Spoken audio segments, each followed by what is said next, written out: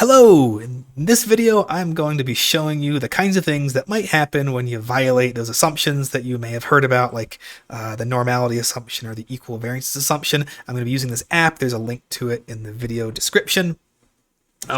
We're going to be looking at a two-sample t-test, but the ideas behind this apply to lots of things. If you just need a refresher, we're going to have this t-test statistic where we subtract the means, the sample means from our two groups, and then we divide by standard error.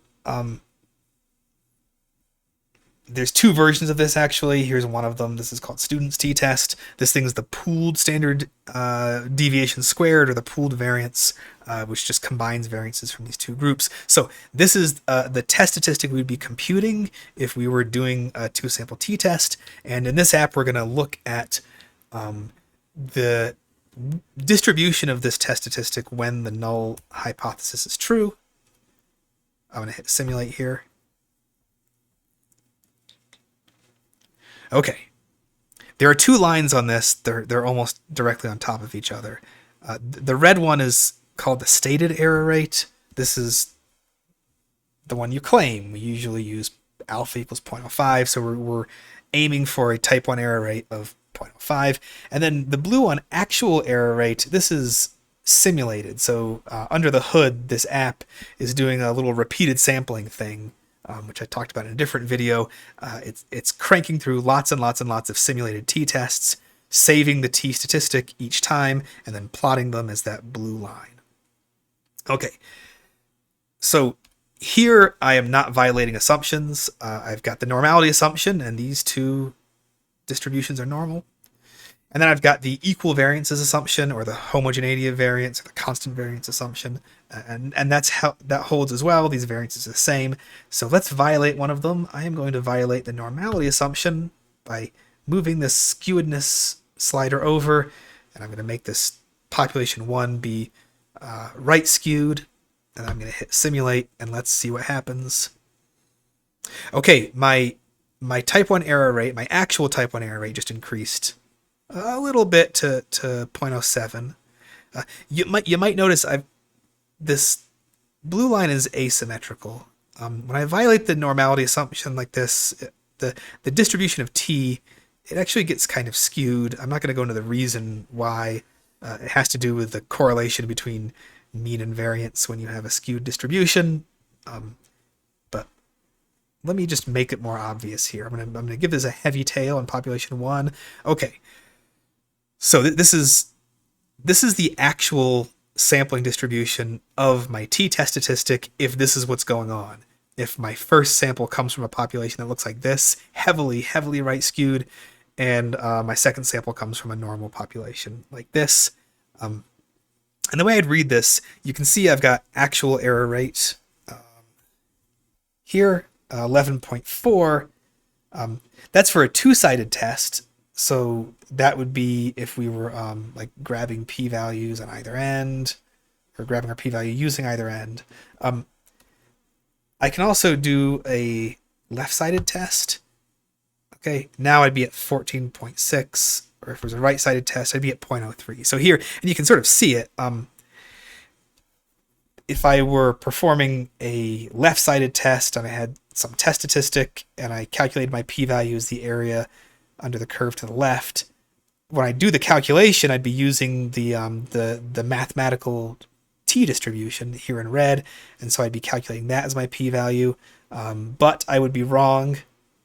My actual p-value should be including all of this on the left, and that is, oh, I've still got the right side one up here, left. That is 14.6. So visually, this is a consequence, a possible consequence of violating the normality assumption. You mess up the sampling distribution of the t-statistic so that the p-value you calculate under the real t-distribution is not the real p-value, because the distribution of your test statistic got all messed up. On the right side, the p-value would be too small. The real one should be here, but you would only be shading under the blue line. Okay. The normality assumption Violations of the normality assumption become less severe as the sample size increases. This is due to the central limit theorem, which says that even if your data came from non-normal populations, as you increase the sample size, the distribution of the sampling distribution of the means taken from those populations will get more normal, and then that helps us out here. With the t-test, this is, I've not rescued myself. There you go, 0.088. Yeah, we're still not there. This app only goes up to a sample size of 100. Turns out in this case I would need sample sizes of larger than 100 in order to rescue myself here. You may have heard about an allegedly magical number called n equals 30. Some textbooks still do this and tell you to check if n equals 30, and if it's bigger then you're safe. And here, no, you're not. You're definitely not safe, because this is just way too heavily right skewed. Now in practice, if you saw data that looked like this, you know, you have a histogram and it's like, oh, something like this, you're probably going to want to like do a log transformation or use some other method. If you have heavily skewed data, you really just shouldn't be using methods that assume normality, even if the central limit theorem might come in and rescue you. Just for fun, let's see if we can make n equals 30 do its job. I'm going to make this tail not be so heavy. In fact, let's make it light. Let's do light tail here, but still having skew. Okay, yeah, we're doing... Well, we're doing better there. Okay, I'm just going to stop with the normality thing. The other assumption that we care about is the equal variances assumption. That says that the populations from which our data came have the same variance. So that's what we see right here. They do. So I'm going to mess with that one. I'm going to go here to the spread slider. I'm going to make this have more spread. And you'll see that the numbers on this axis change. And so let's make this one have less spread. I'll pull this one all the way down there. And so now this one goes from 460 to 540. This goes from 499.96 to 500.04. A bit silly. Let's see what the terrible consequences of violating this assumption will be. Oh. Well, this looks fine. Wow. I had an extremely severe violation of the equal variances assumption, and it turns out doesn't matter, at least for this. I'm not saying in all situations it won't matter. In fact, I'm about to show you one which it will, but here, if I'm doing a two-sample t-test, and I've got these normal distributions that just have much different variances, I'm fine. There's no problems over here. I don't know, can I mess with it? Maybe give this one a heavy tail, give this one a light tail. Is this gonna... Oh, and I should do the two-sided p-value. Yeah, this is not... I'm not... Okay, maybe sample... Let's see. Okay, sample size. Let's make the sample sizes small. Let's be like 9, 8. Let's see. Make them small. Is this gonna make things really... well, I mean, yeah, this is... Boy, this is... I'm feeling pretty great about violating this equal variance assumption. Let's suppose that we actually got to have more data for some reason for the second group, but we weren't able for the first group, and so maybe the sample size for the second group is twice the sample size from the first group. That should be a good thing, right? Because after all, when you have more data, it's always good. Oh no, my type 1 error rate now is 20%. It's supposed to be 5%, and it's 20. What did I do? Well, all I did was increase the sample size. That's supposed to be a good thing. But it turns out, if you have violated the equal variances assumption, or violated it like in a not insubstantial manner, you need to have equal sample sizes or not two different sample sizes. If I can make the sample size be a little different. I'll make this one be 14 and this one be 18, and I'll simulate, and this won't be... That's still not great. Well, I mean, this is a very severe violation. Let's maybe make this not quite as bad. Something that looks a little bit more realistic. Okay. There you go. I'm violating my equal variance assumption, but like not quite as badly as before. And my sample sizes are pretty similar to each other. Oh, man! Okay, this is not good. So yeah, this is not a good thing. Having different sample sizes and violating this equal variance assumption is not a good thing. Let's try out this other test. We're using students t-test. There's this thing called Welch's t-test. If I click on that, oh, okay, well, things are looking nicer.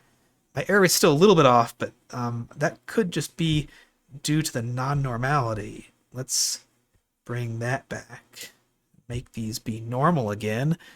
And yeah, okay, so this is looking good again. Oh, let's do bad stuff. Let's make the sample size huge, and then go back to make that one have less spread, and this one have more spread, and we'll click this. And oh no, it's fine. It's great. Oh, it's not great. It's pretty close there. 0.067. Let's go back and do students t-test, and that is a complete disaster. 44.5% type 1 error rate.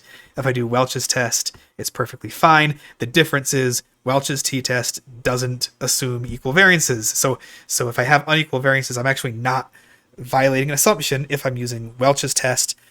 This one is the t-statistic that says difference in sample means divided by S1 squared over N1 plus S2 squared over N2. So the variances from the two different groups. So this one uses the variances from the two different groups. It doesn't assume they're the same.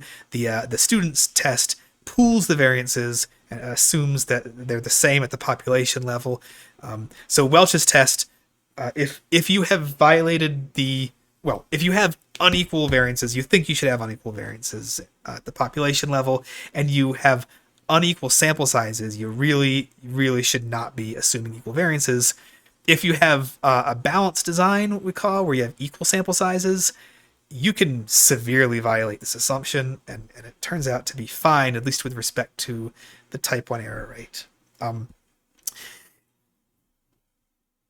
also just quickly mention this phenomenon occurs in regression as well. So when you're doing inference on regression slopes, those are also t-tests, like a test against like the null that a slope is 0. If I violate the constant variance assumption or the homogeneity variance assumption, it might look like that, where like the data get more spread out as x gets bigger around the line. If the spread of the data in x is roughly even, that's like meeting the equal variance assumption. And actually, if it's uneven but kind of symmetrical, it's not that big of a deal. If, on the other hand, you have something like this,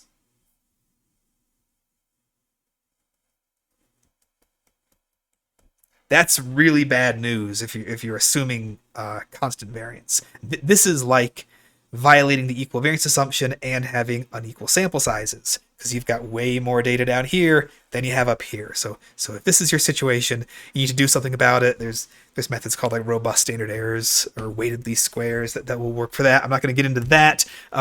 That's all I wanted to show you in the video. Just to recap, you violate the normality assumption. If you don't violate it too severely and your sample size is reasonable, then you're probably okay. Don't listen to people who say 30 is special, 30 is not special. It depends entirely on the population distribution and how bad it is. For the equal variance assumption, if the sample sizes are the same, you're pretty much good. And then just to get back to the purpose of this app in the first place, when you read textbooks or take classes, very often you're just told, here are the assumptions, don't violate them. And the issue is, we're always violating them. When you're taking data from the real world, they didn't come from normal distributions, except maybe in some very, very special circumstances. And probably the population variances are not the same. We're doing some experiment where we think we're going to affect the means and make the means change, but we think the variances will be the same. That's kind of weird. So we're always violating assumptions. The idea that we didn't violate an assumption is just not all that realistic.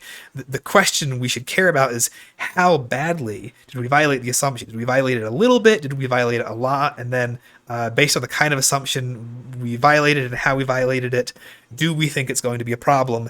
And that is the purpose of this app, to show you situations in which it might be a problem and which it might not be a problem.